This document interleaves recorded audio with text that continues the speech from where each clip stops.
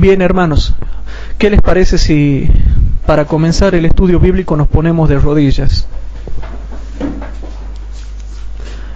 Padre nuestro que estás en el cielo, te damos gracias porque estamos reunidos al comenzar este sábado para poder estudiar tu palabra.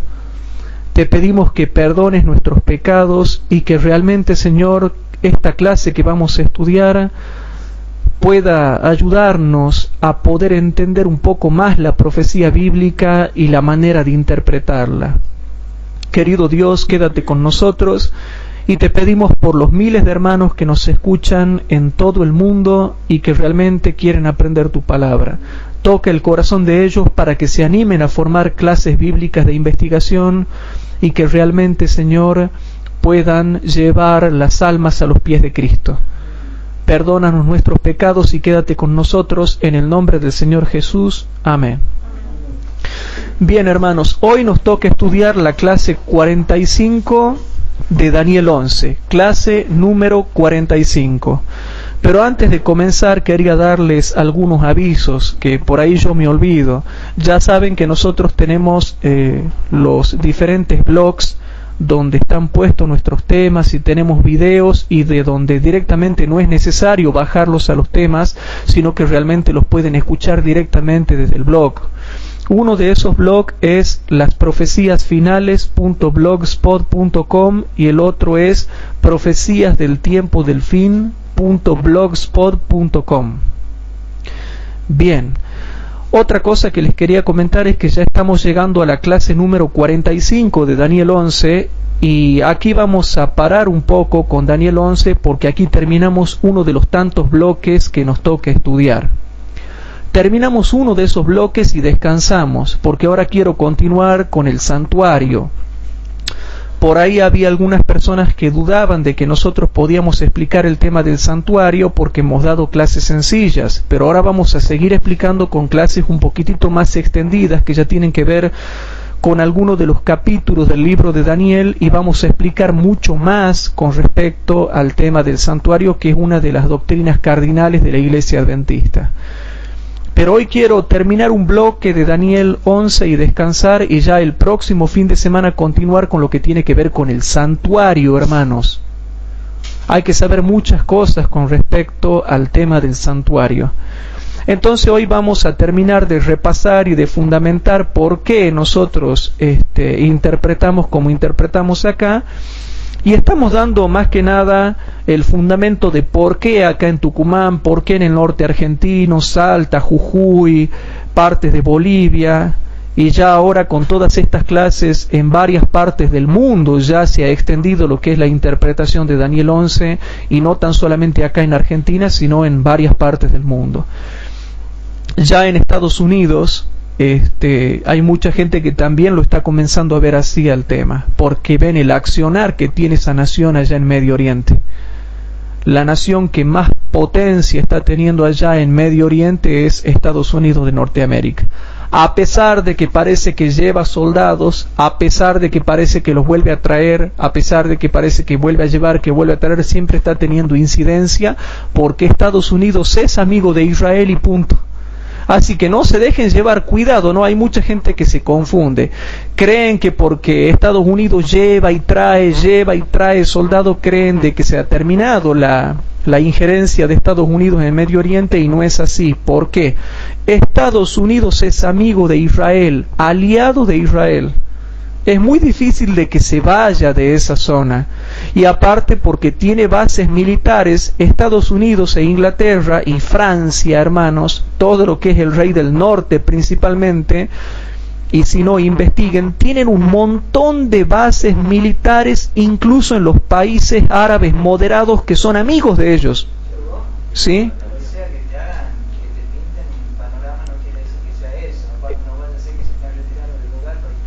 Muy bien. Exactamente, en el mar tienen buques, tienen portaaviones, tienen submarinos, incluso por el estrecho de Hormuz estaban teniendo muchos submarinos, y como dice acá el hermano, también tienen bases en los países árabes que son moderados o que son amigos del capitalismo y de Estados Unidos, porque a ciertos países árabes les conviene porque le venden petróleo a Estados Unidos y Estados Unidos paga bien, no tiene problema en comprar y pagar. Pero también está el hecho de lo que dice acá el hermano, que Estados Unidos en Apocalipsis capítulo 13 dice de que parece un cordero pero habla como dragón. Ahí te deja claramente la frase que acaba de decir el hermano: pinta una cosa pero hace otra. Siempre está pintando una cosa pero hace otra. Siempre pinta una cosa pero hace otra, hermanos. Y tratando de ir un poco despacio con respecto a este tema, vamos a ir a Apocalipsis capítulo 7, hermanos. ¿Se acuerdan que ya nos hemos cansado de fundamentar todo esto, pero lo repasamos? En Apocalipsis capítulo 7 dice algo sumamente interesante, versículo 1 al 3. Dice así, Apocalipsis capítulo 7, versículo 1 al 3. Y dice así, hermanos: después de estas cosas vi 4 ángeles que estaban sobre los 4 ángulos de la tierra, deteniendo los 4 vientos de la tierra para que no soplase viento alguno sobre la tierra, ni sobre el mar, ni sobre ningún árbol. Y vi otro ángel que subía del nacimiento del sol, teniendo el sello del Dios vivo, y clamó con gran voz a los 4 ángeles a los cuales era dado hacer daño a la tierra y a la mar, diciendo: no hagáis daño a la tierra, ni al mar, ni a los árboles, hasta que señalemos a los siervos de nuestro Dios en sus frentes. El versículo 3, hermanos, dice clarito: no hagáis daño, o sea que se predice un daño en toda la tierra. Y por ahí cuando uno, qué sé yo, uno sabe de las películas que hace Hollywood, ¿verdad? ¿Qué pasa cuando nos acordamos de esas películas? El día de la independencia, el día después de mañana, la guerra de los mundos. Hay una película de la década de los 80 que se llama El día después. Le aconsejo que la vean, de un futuro, lo que podría ser holocausto nuclear. Otra película que se llama Hilachas, pueden verlo también. Ahí se pueden dar cuenta, hermanos, de lo que pasa, o cómo la gente, incluso hasta en el cine, hermanos, trata de ver lo que podría pasar con una catástrofe. Lo que podría pasar con una catástrofe. Entonces, el mundo es como que presiente, hermanos, presiente de que algo va a pasar, algún hecatombe, algún cataclismo va a venir, y todas esas películas más o menos dan a entender lo que podría pasar en realidad si finalizase la gracia o el tiempo de gracia, o más o menos ese esquema se puede ver. Lo que yo acabo de leer acá no tiene que ver con Hollywood, sino con algo real que dentro de muy poco tiempo nosotros como adventistas del séptimo día lo vamos a vivir y lo vamos a pasar. Y aunque no seamos dañados físicamente por las plagas, por las catástrofes, por las guerras, lo vamos a sufrir anímicamente, porque vamos a ver todo lo que va a pasar alrededor nuestro, hermanos. Y en el libro del Evangelismo, página 179, dice algo bastante interesante, hermanos. Yo realmente me he quedado bastante asombrado cuando he leído esta cita, ¿no? Es una cita cortita nomás que está en la página 179, y yo quisiera que ustedes me digan qué opinan de esta cita. Esta cita dice lo siguiente: la pobreza está por sobrecoger a este mundo. ¿Se dan cuenta la luz con la cual Dios los está bendiciendo a ustedes? Dice así: la pobreza está por sobrecoger a este mundo, y habrá un tiempo de angustia como nunca la ha habido hasta ahora. Habrá guerras y rumores de guerras, y la palidez invadirá todos los rostros de los hombres. ¿Se dan cuenta el futuro que nos espera, hermanos? Habrá guerras y rumores de guerras, y la palidez invadirá los rostros de los hombres. Puede ser que usted tenga que sufrir angustia, puede ser que algunas veces pase hambre, pero Dios no lo olvidará en su sufrimiento. Y ahora ya habla de nosotros los cristianos. Él probará su fe. No debemos vivir para agradarnos. Estamos aquí para dar a conocer a Cristo al mundo, para representarlo a Él y su poder ante la humanidad. La página 179 del Evangelismo dice que una tristeza extrema está por sobrecoger al mundo. Habrá guerras, rumores de guerras, miseria, pobreza, hasta tal punto, hermanos, que los rostros de los hombres van a empalidecer por el temor y el terror de las cosas que van a sobrevenir esta tierra. Dice que los rostros de todos los hombres van a empalidecer y habla de guerras y rumores de guerras. De guerras y rumores de guerras, página 179 del Evangelismo.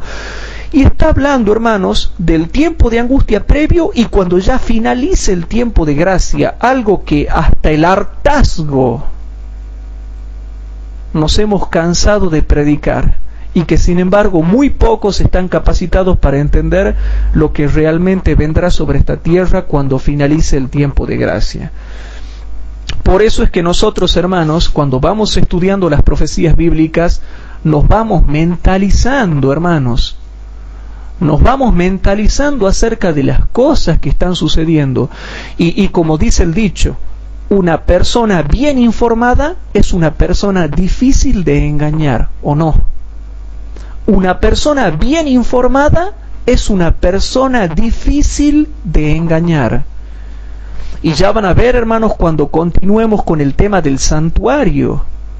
Yo por ahí me apeno, hermanos, que no tengamos más medios, pero le pido a los hermanos que nos están escuchando en este mismo momento en diferido a través de internet, que oren por nosotros, porque Dios nos está dando medios, pero necesitamos más medios porque me gustaría pararme, hermanos, y que nos podamos filmar, y yo tengo muchas cosas que escribir y dibujar en el pizarrón, pero ¿de qué sirve que las escribe y las dibuje si los hermanos no van a poder ver? Hay muchas cosas que le quiero mostrar y que me han llevado horas y horas de estudio y de oración, hermanos. Así que le pido a los hermanos que nos escuchan por internet que oren por nosotros, para que nosotros podamos avanzar y podamos tener más medios para poder dar a conocer todas estas enseñanzas bíblicas. Pero como les vuelvo a decir, hermanos, una mente informada es una mente difícil de engañar. Y van a ver cuando continuemos con el santuario, van a ver cuando empecemos el tema de la divinidad. Hermanos, ¿qué va a pasar cuando comencemos a estudiar el tema de la divinidad que hoy en día, hermanos, cada uno está creyendo cualquier cosa? Por ponerles un ejemplo. Cuando se habla de la divinidad de Cristo, se hablan tonterías de la divinidad de Cristo. Cuando se habla de la humanidad de Cristo, se hablan tonterías de la humanidad de Cristo. Cuando se habla de las tres personas de la deidad o de la divinidad, también se hablan tonterías. ¿Cómo puede ser que hay gente, hermanos, que no está entendiendo el tema de la deidad de tres personas o de las tres personas de la deidad? No se está entendiendo ese tema. Y nosotros tenemos que estudiar porque se está produciendo un revuelo dentro de la Iglesia Adventista con ese tema, porque hay algunos estudiosos que han apostatado de la Iglesia Adventista y que creen que han descubierto América porque han leído unos escritos de los pioneros, que ellos eran unicitarios y traían esa doctrina dentro de la Iglesia. Eso es por comentarle un poco antes de que empecemos al estudio de Daniel 11 que nos toca ver ahora. Pero hermanos, preparémonos, porque va a finalizar el tiempo de gracia y se va a cumplir de una o de otra forma todo lo que venimos predicando. La clase que nos toca estudiar hoy, hermanos, es la clase número 45, repasando el fundamento lógico-teológico de Daniel capítulo 11, parte 5 sería... Parte 5. Clase número 45, repasando el fundamento lógico-teológico de Daniel 11, quinta parte. Bueno, hermanos, esto no va a ser muy largo, pero sí ya hemos dejado en claro que va a finalizar el tiempo de gracia y que viene guerra, porque cuando finaliza el tiempo de gracia hay vientos y daño, vientos y daño, vientos y daño. Todo habla de los 4 vientos de los cielos que se van a desatar sobre los 4 ángulos de la tierra, que van a dañar la tierra, que van a dañar el mar, que van a dañar los árboles, que van a dañar todo. Los 4 vientos de la tierra sobre los 4 ángulos de la tierra serán soltados en los 4 ángulos de la tierra. Entonces, y se produce un gran daño y se predice un gran daño. Entonces, repasando un poco para redondear, así lo vemos acá en Tucumán y así lo creemos los estudiosos, por eso es que vamos a repasar un poquito. Primer punto, hermanos, esto va a ser un poco caer en la redundancia, pero no importa porque para ustedes va a ser seguro. Hay mucha gente que dice que Daniel capítulo 11 a partir del versículo 22 se torna todo simbólico, ¿no? Pero lo que no saben es que en el capítulo 10 ya el ángel comienza a explicar y el capítulo 11 es toda una explicación. Primer punto, aún después de que Jesús murió en la cruz en el año 31 después de Cristo, encontramos en el mismo libro de Daniel profecías literales sobre el pueblo judío literal, sobre la Jerusalén literal y sobre el pueblo romano literal. ¿Quieren ver? Vamos a Daniel capítulo 9, versículos 26 y 27. Así lo vemos acá en Tucumán. En Daniel capítulo 9, versículos 26 y 27 dice lo siguiente, presten atención. Está hablando de las 70 semanas. Daniel capítulo 9, versículos 26 y 27. Y después de las 62 semanas se quitará la vida al Mesías y no por sí. Ese es Cristo, ¿verdad? Y el pueblo de un príncipe que ha de venir, aquí habla del pueblo romano y del príncipe. ¿Quién es este príncipe? El general Tito. Ahora, ¿por qué se le llama príncipe? Porque este general, el general Tito, después llegó a ser emperador, llegó a ser lo máximo en Roma, el general Tito. Bueno, habla del pueblo romano y del príncipe que venía liderando. Destruirá la ciudad y el santuario y chocolate por la noticia, hermanos. ¿Quién fue el único príncipe que vino con un pueblo a destruir la ciudad y el santuario? ¿Quién fue? ¿Qué Tito con los romanos? Tito con los romanos, hermano. ¿O hay otro? No hay nadie más. No hay nadie más. Es gracioso, hermano, pero no hay nadie más. Destruirá la ciudad y el santuario. Con inundación será el fin de ella y hasta el fin de la guerra será talada con asolamientos.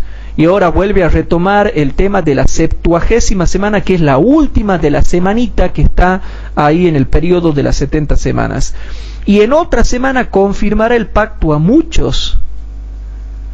Y a la mitad de la semana hará cesar el sacrificio y la ofrenda. Después con la muchedumbre de las abominaciones será el desolar, y esto hasta una entera consumación, y derramaráse la ya determinada sobre el pueblo asolado. ¿Qué está diciendo acá, hermanos? Un error que cometen muchos hermanos cuando estudian las 70 semanas, que es un error garrafal. Y fíjense acá, hermanos, en el gráfico, vemos que esta es la profecía de las 70 semanas. Comienza en el otoño del 457 a.C. y termina en el otoño del 34 después de Cristo.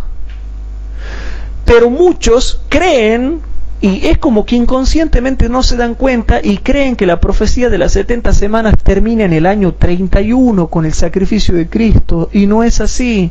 La profecía termina en el año 34 después de Cristo. No termina en el año 31, termina en el año 34. Pero aún así, terminando en el año 34 después de Cristo, la profecía de las 70 semanas, que es todo esto que está acá adentro, se remite y se expande hasta la destrucción de Jerusalén. Y lo habla de manera literal. ¿Se entiende, hermanos? O sea que dentro de una profecía literal, se termina hablando, hermanos, hasta el año 70 después de Cristo, que es cuando viene el general Tito y destruye Jerusalén, que ahora no estamos estudiando el tema del santuario, pero después lo vamos a estudiar. Hermanos queridos, aquí todo lo que vemos es que se habla, vuelvo a repetir, aún después de que Jesús murió en la cruz en el año 31 después de Cristo, encontramos en el mismo libro de Daniel, específicamente en la profecía de las 70 semanas, profecías literales sobre el pueblo judío literal, sobre la Jerusalén literal, sobre la ciudad literal y sobre el pueblo romano literal. Entonces yo podría decir lo siguiente, hermanos, y noten, no, como acá Cristo murió en el año 31 después de Cristo, el pueblo del príncipe que ha de venir es todo simbólico, porque ya ha pasado el año 31. Ya es todo simbólico. El príncipe es simbólico, el pueblo que ha de venir es simbólico, la destrucción de la ciudad es simbólico, la destrucción del santuario es simbólica, las guerras de la cual se habla ahí es simbólico, todo es simbólico porque ya pasa del año 31 después de Cristo. ¿Se entiende o no se entiende, hermanos?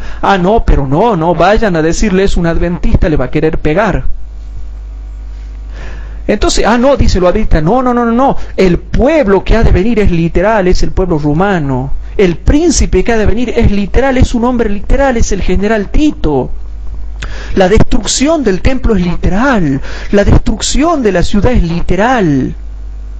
El pueblo romano que vino es literal, la guerra es literal, todo es literal. Pero ¿por qué es literal si pasó del año 31 después de Cristo? ¿Qué no se supone que después del año 31 después de Cristo todo pasa a ser simbólico y significa no sé qué cosa? De Daniel 11:22. Daniel 11:22.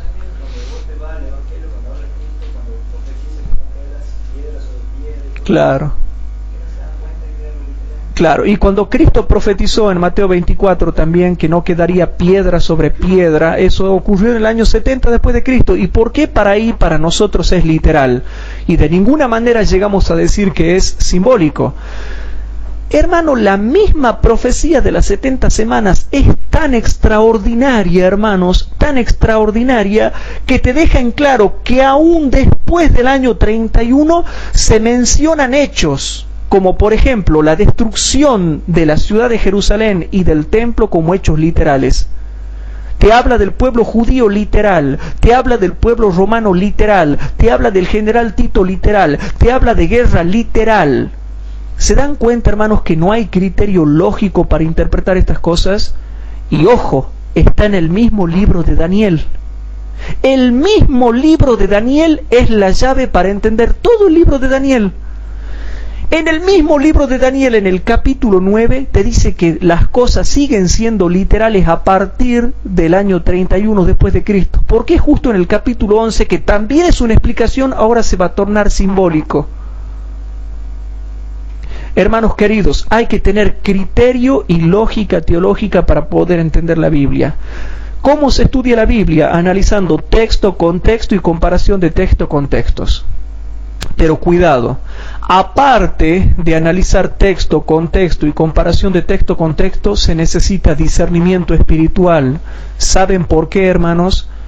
Porque una persona que no está convertida, una persona que no tiene a Cristo en su corazón, por más que utilice el método de texto, contexto y comparación de texto con texto, no va a discernir, porque las cosas espirituales se disciernen espiritualmente. Yo conozco hermanos que no están convertidos porque lo demuestran con su fruto, y por más que estudian analizando el texto, el contexto y la comparación de texto con texto, es como que leen y no leen nada, hermanos, porque se necesita el discernimiento espiritual, porque las cosas espirituales se disciernen espiritualmente. Por ejemplo, en Lucas capítulo 21, versículo 20 al 24, habla de lo mismo, hermanos. Lucas capítulo 21, versículo 20 al 24. Dice así. En Lucas capítulo 21, versículo 20 al 24, estamos repasando, pero tratando de profundizar un poquito más este concepto. Lucas capítulo 21, versículo 20 al 24 dice, y esto está hablando lo mismo, está hablando de lo que tenía que ver con la profecía de las 70 semanas. Versículo 26 y 27 de Daniel 9. Y aquí lo vemos lo mismo, pero en el capítulo 21, versículo 20 al 24. Y cuando viereis a Jerusalén cercada de ejércitos, ¿Cristo está profetizando acá o no? ¿Y está profetizando en forma simbólica o está profetizando en forma literal? Está profetizando en forma literal. El mismo Cristo te está profetizando que aún después de la muerte de Él, estas profecías iban a ser literales, que son las profecías del libro de Daniel. Y cuando viereis a Jerusalén cercada de ejércitos, sabed entonces que su destrucción ha llegado. Entonces los que estuvieren en Judea, eso es Judea, ¿es literal o simbólico? Literal. Huyan a los montes, y los que en medio de ella váyanse, y los que estén en los campos no entren en ella, porque estos son días de venganza, para que se cumplan todas las cosas que están escritas. ¿Que están escritas a dónde? En el libro de Daniel, capítulo 9, hermanos, entre otras cosas. Y también hablaba de los castigos que iban a venir sobre la nación judía, por ejemplo en Levítico capítulo 26, en Deuteronomio capítulo 28, pero específicamente, si vamos a la profundidad del tema, se refiere a Daniel capítulo 9, que es la última parte, lo que continuaba después del cumplimiento de las 70 semanas, lo que iba a pasar a partir del año 34 después de Cristo, cuando finalizan las 70 semanas. Y dice el versículo 23, mas hay de las preñadas y de las que crían en aquellos días, porque habrá apuro grande sobre la tierra e ira en este pueblo. Es simbólico, literal. Literal, el pueblo judío. Y caerán a filo de espada y serán llevados cautivos a todas las gentes, y Jerusalén será hollada de las gentes hasta que los tiempos de la gente sean cumplidos. ¿Literal o simbólico? Literal, y tiene que ver con la profecía de las 70 semanas, que era lo que iba a pasar a partir del año 34, cuando iban a finalizar las 70 semanas. ¿Queda claro, hermanos, o no? Yo me canso un poco de hablar, me canso de explicar esto, ustedes quizás se cansan de escuchar, pero ya con esto, hermanos, no hay manera de que alguien pueda rebatir la postura nuestra. Con esta postura, hermanos, estamos pulverizando la interpretación que tienen algunos maestros que quieren espiritualizar las escrituras o hacerlas simbólicas. Otro punto, hermanos, otro punto. Segundo punto, hermanos, si todo es simbólico en Daniel 11, después de la muerte de Cristo, ¿por qué el mismo Cristo en Lucas 21, en Mateo 24, en Marcos 13, da la profecía literal que se cumplió literalmente sobre la Jerusalén literal, el pueblo judío literal, a mano del pueblo romano literal, que vino al mando de un príncipe literal, que como príncipe después llegó a ser emperador, que fue el general Tito? Es lo mismo que le acabo de decir hace rato, pero reforzado. ¿Se entienden? Entonces, hermanos, si todo es simbólico en Daniel 11 después de la muerte de Cristo, ¿por qué el mismo Cristo? ¿Por qué el mismo Cristo en Lucas capítulo 21, Mateo capítulo 24 y Marcos 13 da la profecía literal que se cumplió literalmente sobre la Jerusalén literal, sobre el pueblo judío literal, a mano del pueblo romano literal, que vino al mando de un príncipe literal, que como príncipe después llegó a ser emperador? Hermanos, ¿se dan cuenta? Yo no soy perfecto, yo no conozco ningún intérprete perfecto de las Escrituras. Pero sí, hermanos, creo que la doctrina es perfecta y creo que nosotros somos los que más nos acercamos al entendimiento de lo que es Daniel 11. Sí. No nos metamos en ese tema, porque es muy difícil de entenderlo. Bueno, la abominación del asolamiento era los ejércitos romanos cuando llegaron ahí y plantaron el estandarte romano para destruir a Jerusalén. Y el lugar santo era la zona que rodeaba Jerusalén. Ahora, si vamos a hablar en profundidad de lo que es la abominación desoladora y el continuo, como lo ven algunos grupos disidentes, ese es otro tema aparte. No, dentro de esto sí, la abominación desoladora eran los estandartes romanos, el ejército romano que viene y plantó sus estandartes en el lugar santo. ¿Y qué era el lugar santo? Jerusalén más una zona de tierra que rodeaba la ciudad. Exactamente, hermanos, exactamente. Otro puntito. Y lo voy a repetir una sola vez para que no lo repita dos veces a los puntos, si no no vamos a terminar más. Y aparte el tiempo avanza. Entonces nos concentremos.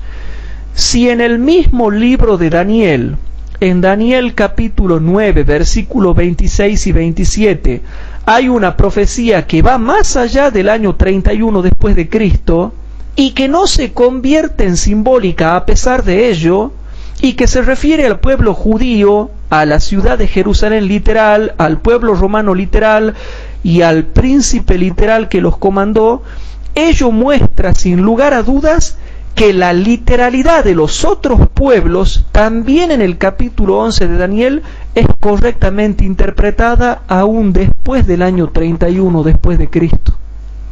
¿Se entiende eso, hermanos? Entonces no tratemos de cambiar estas cosas. Cuarto punto, hermanos. No debemos pasar por alto que en el libro de Daniel no solo se habla de 4 reinos, porque están los que teman y teman con este tema. Dice, el libro de Daniel habla solamente de los 4 reinos. Mentira, hermanos. Yo leo todo el libro de Daniel y no habla de los 4 reinos. Habla de muchas cosas, y les leo para que entiendan. No debemos pasar por alto que en el libro de Daniel no solo se habla de 4 reinos y del cuerno pequeño que es el papado, sino también de los 10 cuernos, uno de los cuales es Francia, los francos. Presten atención a lo que estoy leyendo.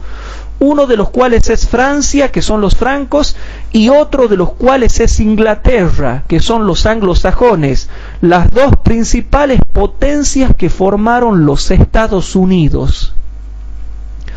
Tampoco debemos olvidar que se habla del pueblo judío literal, del pueblo romano literal, se habla de Palestina, que es la tierra deseable o gloriosa, y de los países árabes, tales como Edom, Moab, Amón, Egipto, Libia y Etiopía, los cuales son en su mayoría hoy países árabes musulmanes. Entonces que no me vengan a decir que en las 4 visiones de Daniel solamente se habla de 4 reinos. Ustedes saben que en el libro de Daniel hay 4 visiones proféticas. Daniel capítulo 2, Daniel capítulo 7, Daniel capítulo 8 y 9 y Daniel capítulo 10 al 12. Las 4 visiones. Y no podemos decir que el libro de Daniel se centra solamente en los 4 imperios mundiales. No se puede decir eso. El que dice eso es porque no ha leído cuidadosamente la palabra de Dios. Punto número 5, hermanos. Vamos a ver el punto número 5. Los que quieren seguir la interpretación de Jaime White, en la que muestra que el libro de Daniel habla solo de los 4 grandes reinos como los únicos protagonistas conocidos, tienen fallas en explicar dicha interpretación al olvidarse que Jaime White no era profeta. Es más, ni siquiera era un escritor inspirado, y que no se puede mostrar ese lineamiento con las escrituras.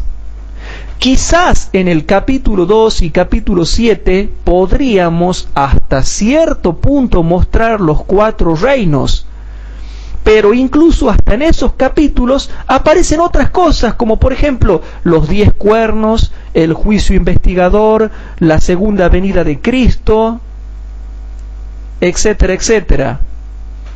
Pero no se puede decir lo mismo de los capítulos 1, 3, 4, 5, 6, 8, 9, 10 y 11, en los cuales en algunos solo aparece un reino, en otros aparecen 2 reinos, en otro aparecen los 4 y en otro aparecen más de 4, como por ejemplo en Daniel capítulo 11.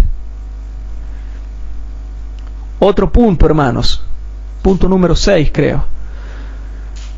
Daniel 11, hermanos, y es interesante que les comente esto, Daniel 11 nos abre el panorama para que entendamos los poderes que aparecen en el libro de Apocalipsis.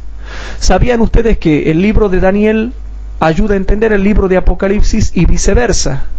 Bueno, Daniel 11, hermanos, nos abre el panorama para que entendamos los poderes que aparecen en el libro de Apocalipsis, en donde qué casualidad, ¿no? Qué casualidad, hermanos. Qué casualidad que encontramos a Francia, en el libro de Apocalipsis encontramos a Francia y la Revolución Francesa en Apocalipsis capítulo 11, versículos 7 al 13. Encontramos a Estados Unidos en Apocalipsis capítulo 13, versículo 11 al 18. Y encontramos al mundo árabe en Apocalipsis capítulo 9, todo el capítulo 9. Nunca les enseñé las 7 trompetas, hermanos. Hay un estudio maravilloso de las 7 trompetas que yo les quiero dar a ustedes y ojalá que podamos estudiarlo. Creo que eso vamos a intercalar. Antes de fin de año le quiero dar las 7 trompetas. Y donde ahí vamos a demostrar que no es correcta la interpretación de algunos pastores que están predicando que las 7 trompetas se van a cumplir en el tiempo del fin. Vamos a ver que las 7 trompetas, sobre todo el capítulo 9, habla del mundo árabe musulmán. O sea que todo lo que dice Daniel queda abierto en el libro de Apocalipsis y te muestra que hay en el libro de Apocalipsis aparece Estados Unidos, aparece Francia y aparece el mundo árabe, ¿o no? Lean eso, hermanos.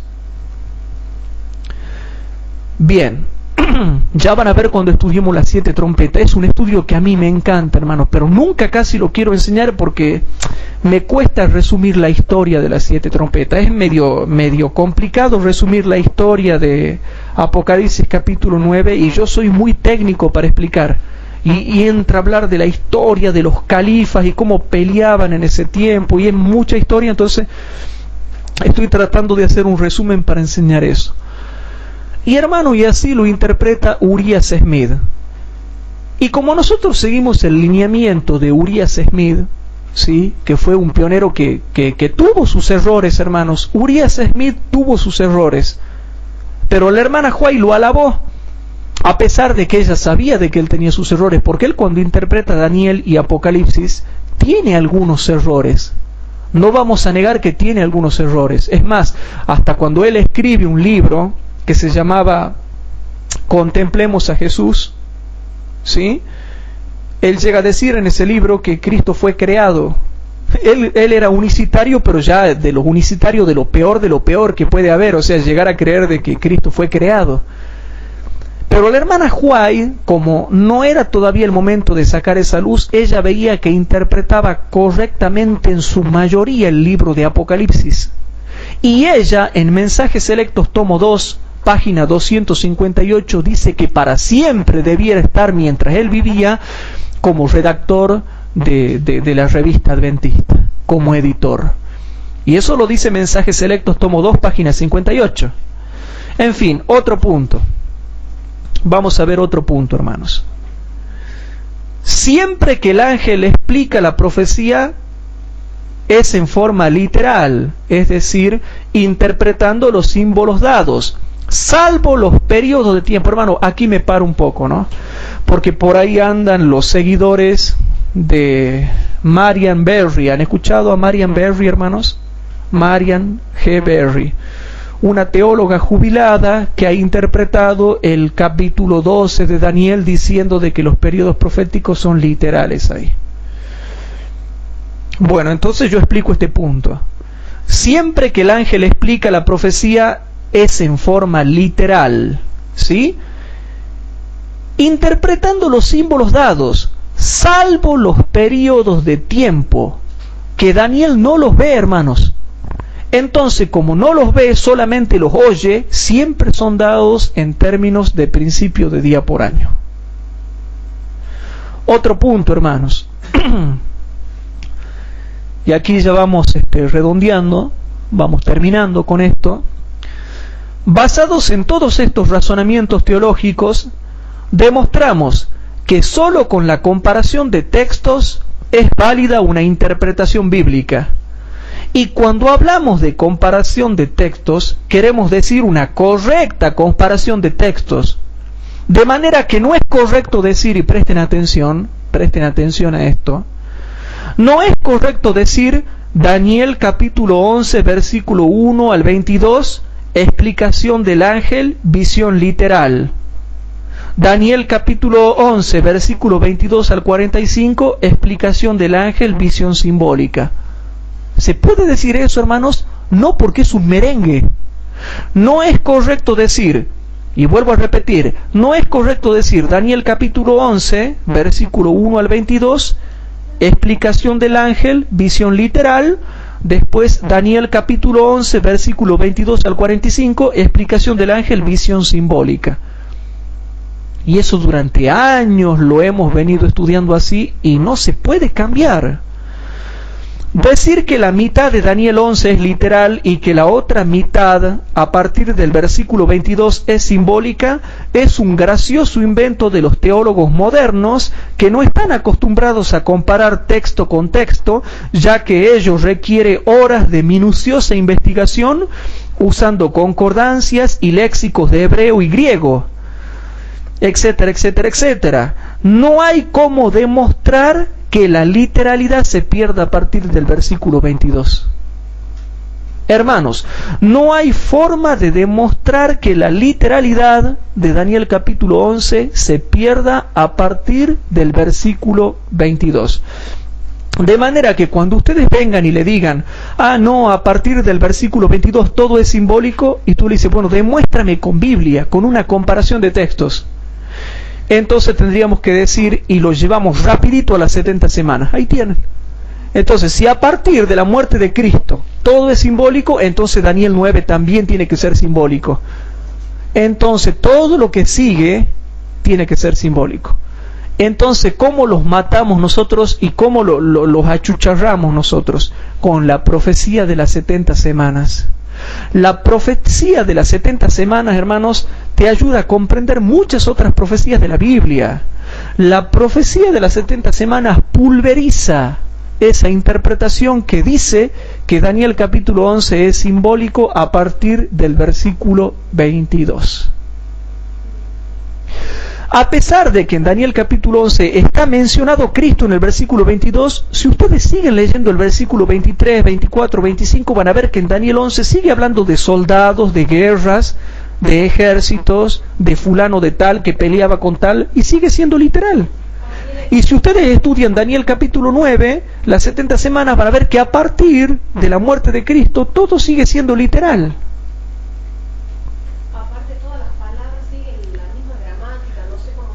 Exactamente. Aparte, si ustedes continúan leyendo Daniel 9 o continúan leyendo Daniel 11, van a ver que la gramática, el estilo escriturístico, la forma de narración es exactamente igual que antes del versículo 22. Entonces, hermanos, yo siempre digo que para estudiar la Biblia se requiere mucha oración. Y hay que estudiar la Biblia analizando texto, contexto y comparación de texto con textos. Y yo quiero volver, hermanos, a lo que he leído al principio cuando habíamos comenzado este estudio, la página 179 del libro El Evangelismo. Y dice así: la pobreza está por sobrecoger a este mundo, y habrá un tiempo de angustia como nunca ha habido hasta ahora. ¿Qué interpretan ustedes de eso, hermanos?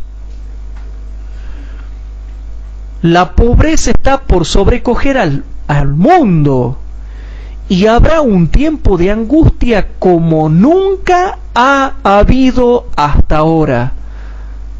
Y noten, habrá guerras y rumores de guerras, y la palidez invadirá los rostros de los hombres. Y la palidez invadirá los rostros de los hombres. Entonces vamos a Lucas capítulo 21.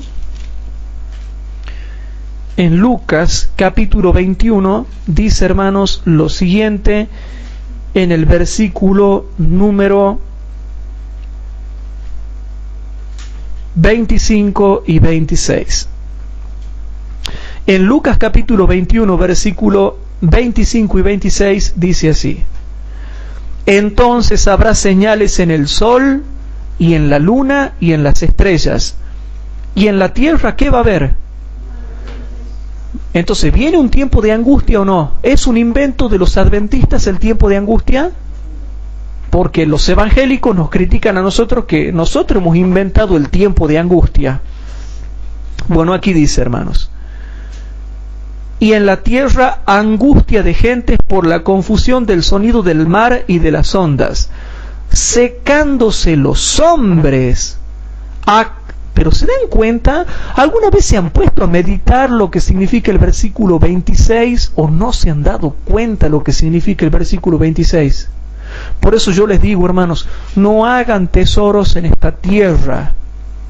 Desarróllense profesionalmente, económicamente, académicamente, todo lo que quieran, pero para hacer la obra.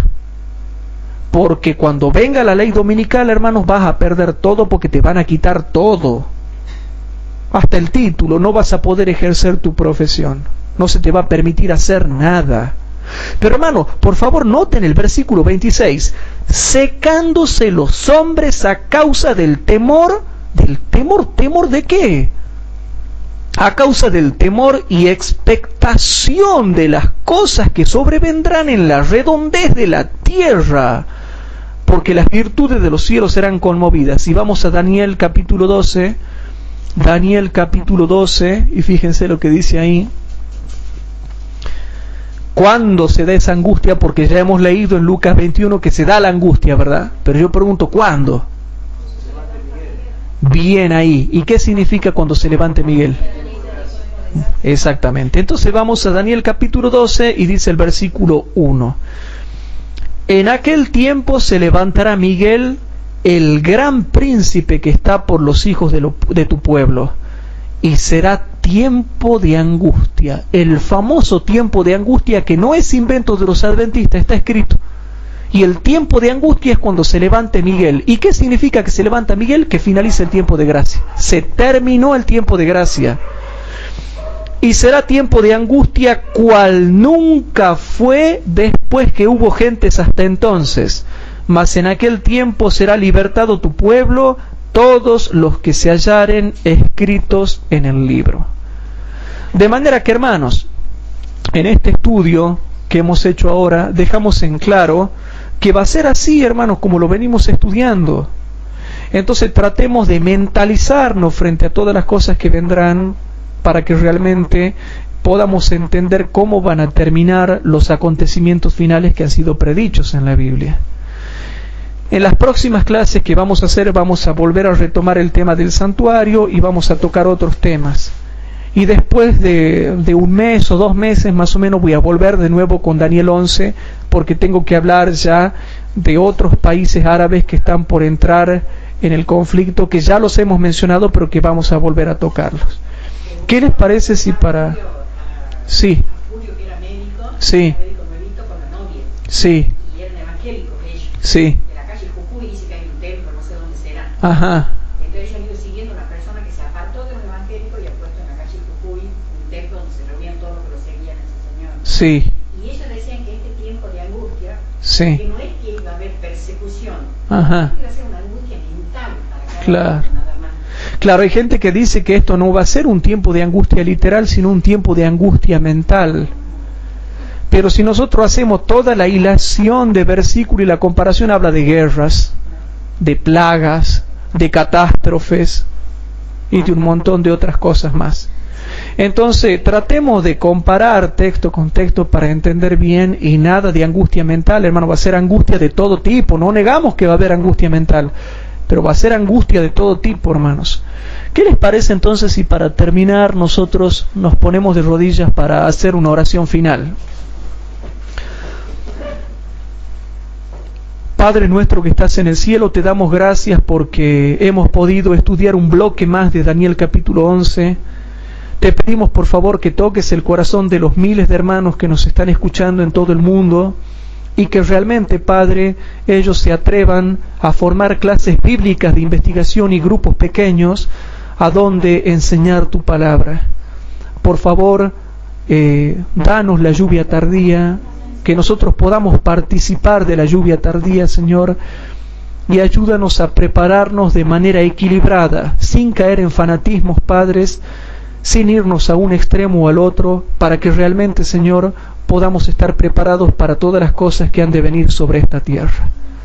Te dejamos todas estas cosas en tus manos, te pedimos el perdón de nuestros pecados, en el nombre del Señor Jesucristo, nuestro Señor y Salvador. Amén.